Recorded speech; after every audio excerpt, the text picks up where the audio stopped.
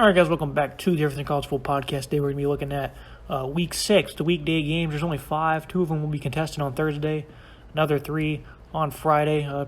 3 ranked teams are in action, 2 undefeated teams, and then we have a Pac-12 team still fighting for potentially a playoff spot in Arizona State. Both games on Thursday will be played at 7:30. Coastal Carolina and Arkansas State on ESPNU. ESPN gets Houston at Tulane. Looking at Coastal Carolina and Arkansas State, though, the spread option attack, Grayson McCauley runs it very well. Very smart, very athletic. He can do everything that you really ask him to do with his legs as a passer. Completed all 13 attempts last week versus ULM. He's just a great competitor. He's also very accurate. 80% completion rate on the year. Also very effective, despite those limited, his completion rate's kind of high, kind of was like it was last year due to not throwing as many attempts, but he completes a lot of passes, and they also go for high yardage. You got Will Likely, Javon Hiley. These guys really stretch the field. Very tough offense to stop. As mentioned, the spread option with Shamar Jones and Reese White in the backfield. They both average 10-plus carries a game. Either one of them can get the handle. One week it'll be Jones, another week it'll be White. Some weeks it'll be both of them getting the bulk of the production. Just pick your poison, really. They have 2 really good running backs here. 200-plus rushing in every single game this season, 4 of the chance of clears. Very good offense.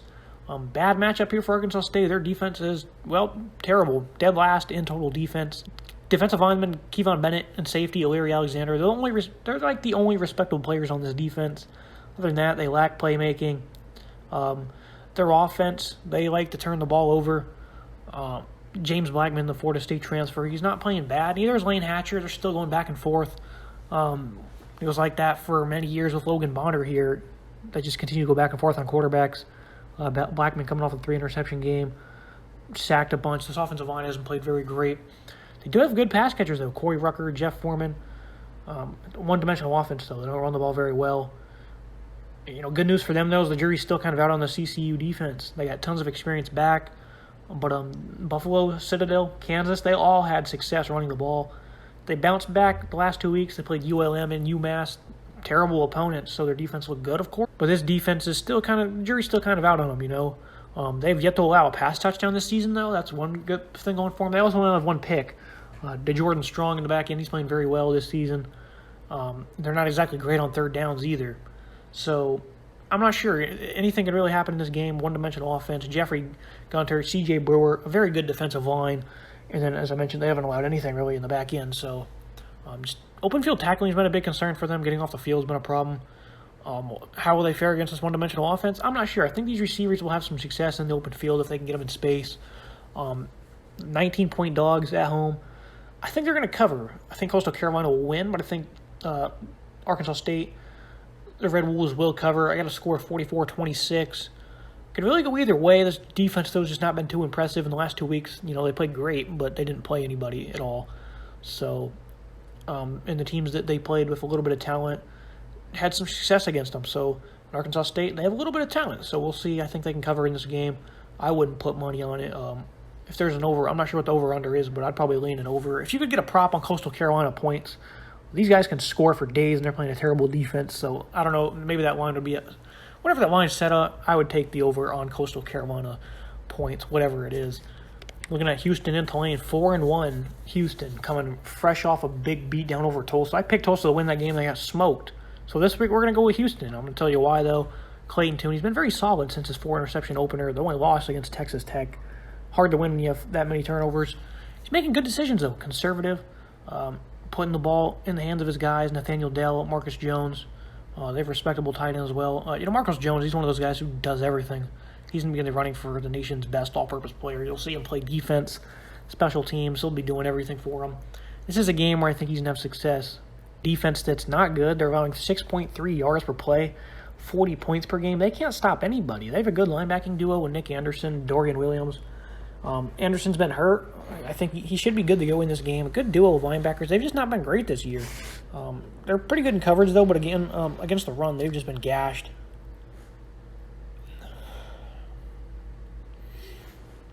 Darius Hodges is their best playmaker off the edge. JoJo Dorcius as well. The best thing they do, though, is they get into the backfield. They do that pretty frequently. How will they hold up against Alton McGaskill, 6'1", 210 bruiser, true freshman. He runs with attitude. 7 touchdowns on the year. He had a big game last week. They're going to look to feed him the rock a lot. You flip the script the other side, though. The Cougars, they've yet to allow 400 yards this year. The defensive line's playing phenomenal. 6 players have at least 3 tackles for loss. DeAnthony Jones, Latrell Bankinston. They're playing outstanding ball. They're the best ones right now from there. But it's really a by-committee group. They have some really good depth there. Everyone's making plays. Third in FBS on third downs. They're forcing turnovers. It's going to be a big test here. Michael Pratt, a dual-threat guy, can make plays downfield with his legs as well. Cameron Carroll, an outstanding running back. They have some weapons, too, some real burners. Jatavian Toles, Deuce Watts, Fat Watts, his brother as well.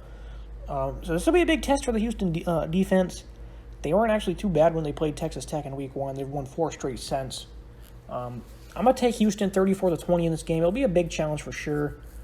This might be the best offense. I think this is probably the best offense they've played all year so far, other than Texas Tech, of course. And they held up pretty well against that. So travel to Tulane here. I think they'll win by 14.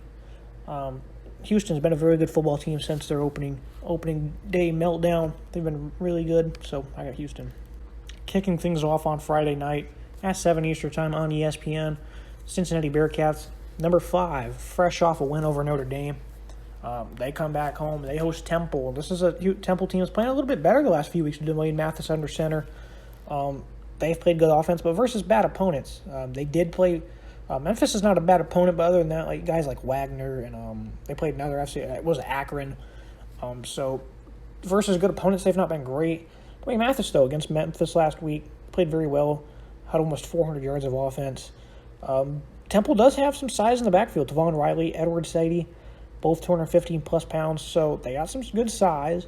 The offensive line, though, that hasn't exactly played phenomenal. They do have weapons, though. Randall Jones, Jaden Blue. Seems like those guys have been there forever. Out at receiver, Dwayne Mathis, though, he's playing much better than he did at Georgia. He was just terrible for the Bulldogs in the limited appearances last year. The drop in competition certainly helped him. Change of scenery, I think, helped him as well. I think this Temple offense is going to make some good progressions throughout the year.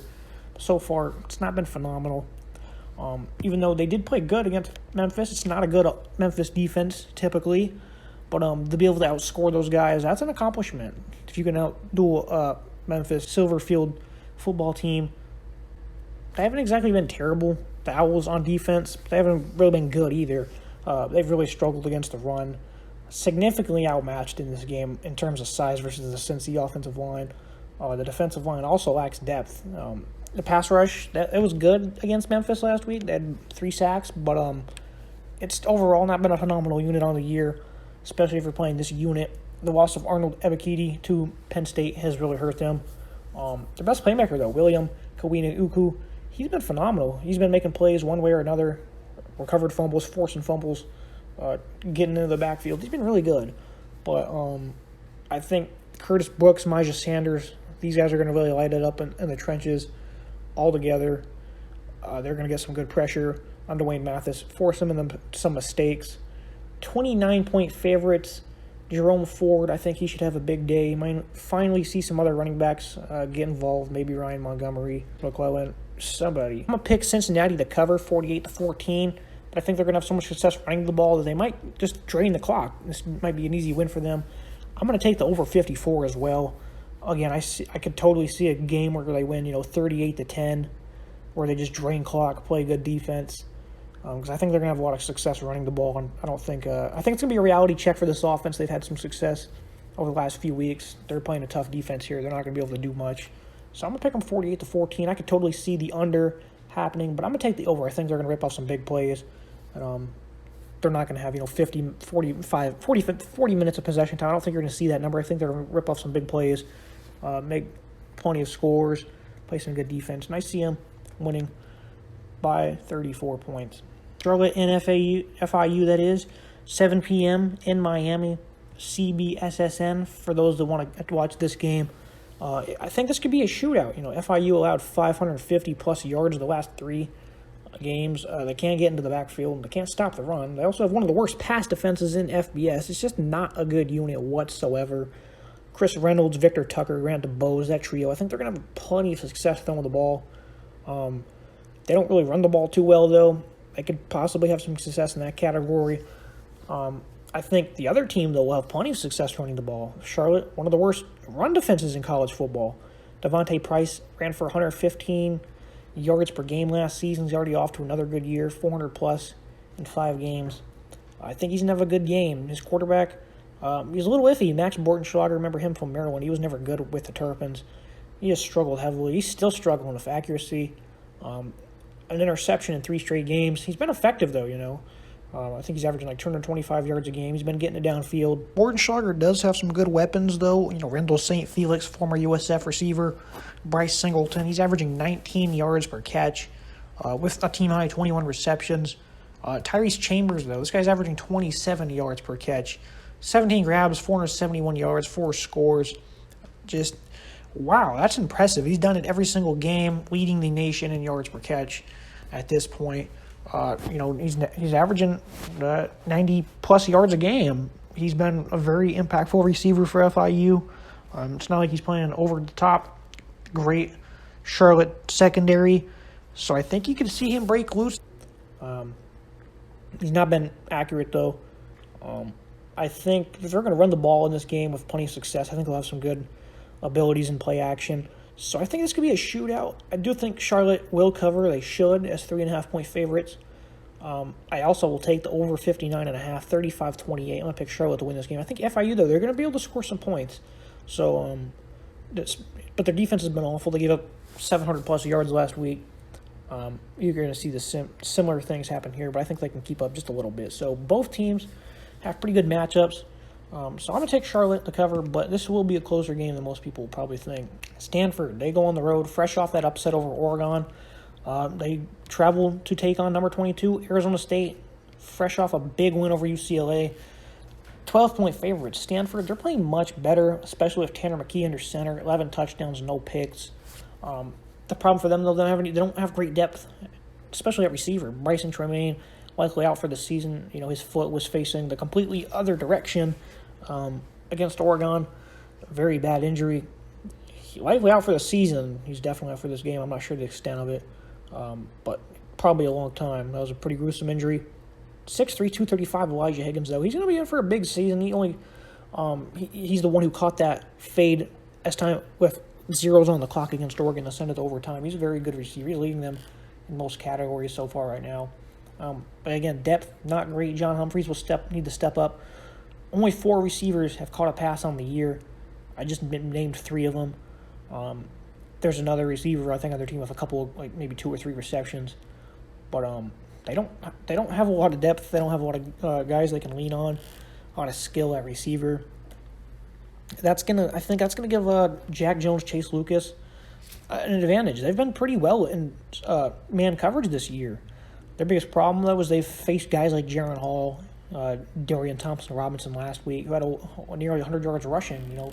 They've had their backs turned in man coverage. The quarterbacks in the middle to take off and run with plenty of success. They won't have that problem against Tanner McKee. He's not going to take off and burn you, maybe for a first down or 2, but he's not going to provide a massive threat on the ground. Neither is their running game. They stepped up last week. Nathaniel Pete, Austin Jones, but still, they're not to where they want to be in the trenches. They're not typical Stanford just yet. They're playing much more disciplined, making less mistakes. They're still not very good in the trenches. They've allowed 185-plus yards rushing in every single game this year. The defensive line has no depth at all. Trip Trainum, Rashad White, phenomenal matchup in this game. Jane Daniels is playing very good football. 2 interceptions versus BYU. Tough game for the Sun Devils going on the road there in that environment. They had, 17 penalties or something. It was just a disaster. They have the same issues as some other teams on this list, though, are playing on this weekday games. Rashad White, he's their top pass catcher, 23 receptions. The next closest is Ricky Purcell with 17. That was a big problem last year, was their running back and White was their top pass catcher. They still don't have great depth.